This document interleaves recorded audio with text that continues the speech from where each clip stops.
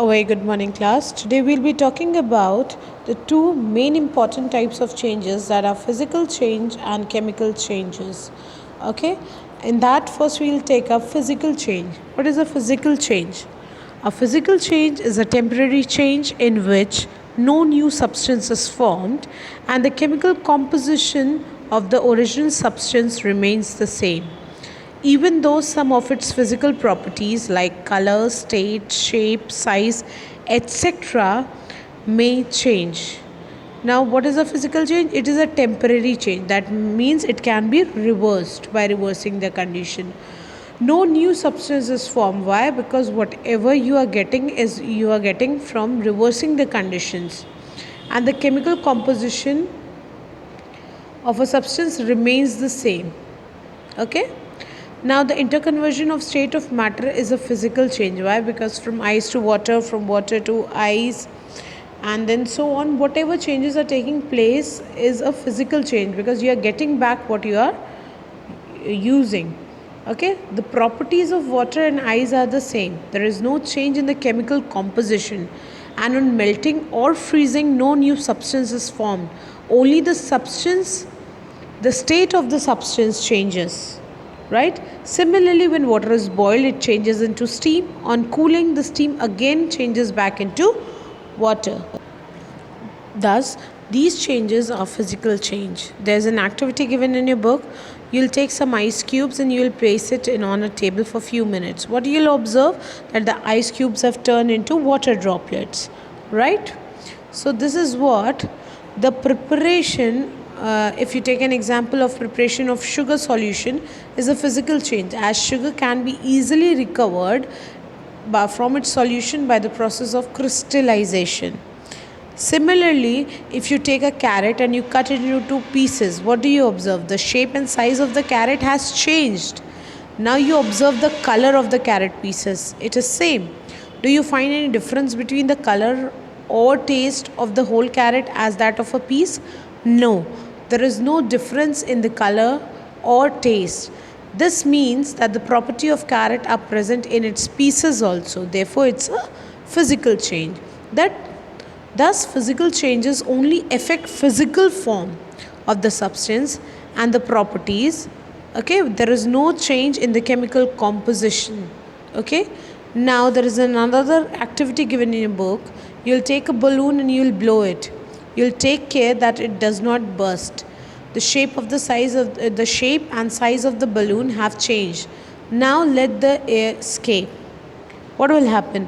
The property of the balloon will not change. Right? The chemical composition will not change. Similarly, there's another example given, that you'll take a piece of paper and you'll cut it into 4 square pieces. Cut each square piece further into more 4 square pieces and lay these pieces on the floor or table so that the pieces acquire the shape of the original piece of paper. Obviously, you cannot join the pieces back to make the original paper. Right? There are many more given examples in your book. Another activity is that you'll take a glass of water and you'll put some salt into water and you'll stir it. The salt dissolves and make water salty. So there is no change in the appearance of water. This shows that salt retains its property and composition, and further it also indicates that there is no new substance formed. So dissolution of salt in water is a physical change. Okay. Now, there is another activity given, that is activity 9, very, very important.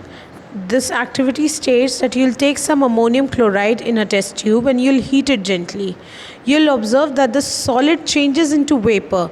The solid ammonium chloride will turn into vapor, and when the vapor touches the upper cooler part of the test tube, it changes back into solid ammonium chloride. Okay, this shows that there is no new substance formed, but what happens, it changes from one state to another. That means from solid to gas, and from gas back to solid. So this is a temporary change. This can be a reversible change also.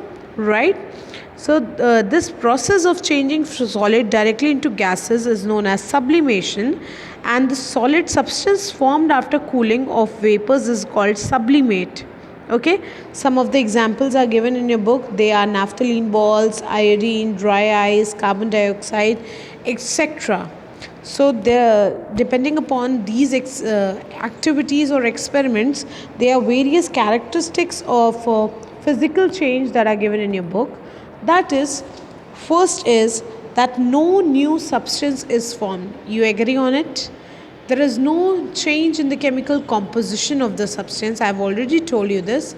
The properties of the substance always remains the same, and the change is temporary and can be reversed by reversing the conditions in most of the cases. Okay, and then there are many changes in the state, size, shape, color, smell, substances in the physical changes. Various examples of physical changes are given in your book, that is melting of ice, melting of butter, glowing of a bulb, cutting of grass, heating an electric iron, and so on. Now, what are the terms involved in physical changes? Is first dissolving. Okay, dissolving is what? It is a process in which a substance known as solute mixes completely with another substance known as solvent. Okay, now dissolving is mixing something. So, solute and solvent. So, solute is what? It is a substance, whereas solvent is another substance in which it is getting dissolved and forming a solution. Then freezing is what? A process in which liquid changes into solid, and the point is what? Freezing point is the temperature at which a liquid starts freezing.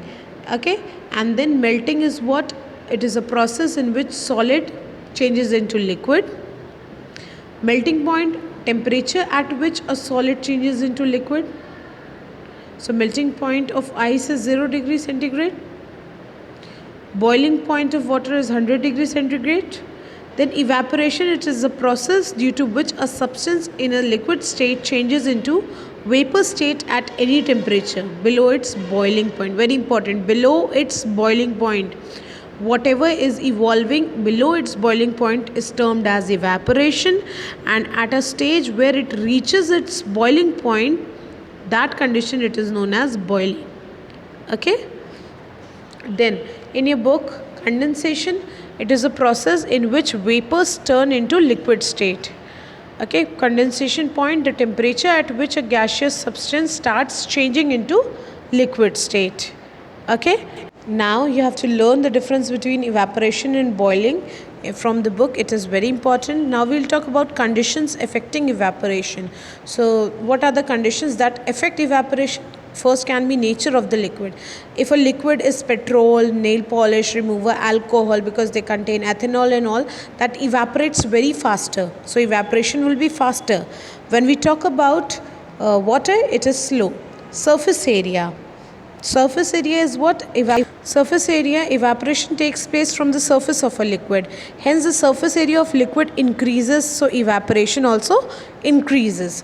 Then when we talk about temperature, with increase in temperature, evaporation will also increase. Then humidity. Humidity is what? It is the amount of water vapor present in air.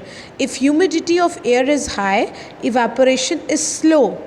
If air is dry, then the evaporation rate is fast, and this is the reason why wet clothes dry faster during summer rather during rainy season or winters. So enough for today. Thank you.